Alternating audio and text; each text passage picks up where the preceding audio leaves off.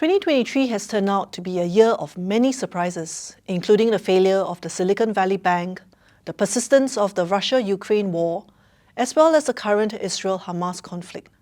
After an aggressive rate hike cycle, the US Federal Reserve may embark on rate cuts come mid-2024. US inflation has eased, while the labour market has also started cooling. Other policymakers are also cognizant about the risks of over-tightening monetary policy in the face of a global growth soft patch. There are potential financial stresses arising from the property market and geopolitical tensions. Consequently, the balance between taming inflation while avoiding recession remains on a knife's edge. With the shelf life to the high for longer rates narrative expiring, this should be conducive to risk sentiments.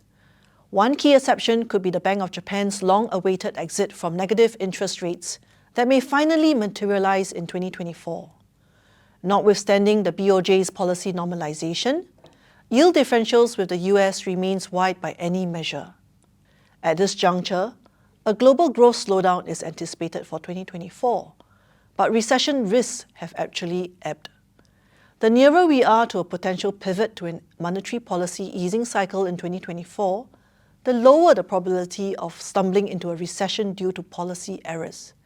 But the test of the pudding remains in the scale and the depth of the slowdown that may emerge in the US and European economies over the next 12 months. Whether it is a simple, technical recession with 2 consecutive quarters of sequential growth moderation, or a deeper and more protracted full-year contraction. I am hopeful that 2024 may see a relatively soft growth landing of sorts. However, the market headwinds are formidable, with so many moving parts which could go wrong. One elephant in the room is China. One key assumption is that the Chinese economy is past the bottom, and that the way forward is for a gradual stabilization and improvement amidst more coordinated stimulus.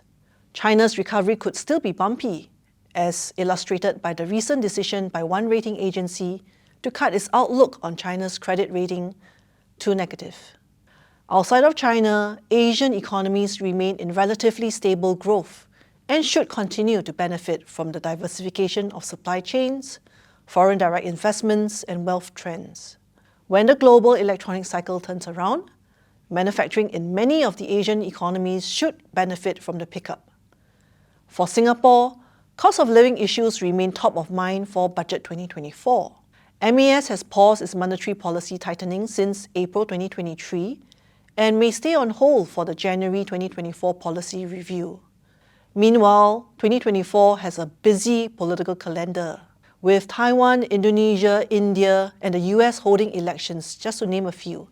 It would therefore be prudent to attach some election risk premiums, especially since there may be a non-trivial risk of a Trump redux, and financial markets are priced to near perfection.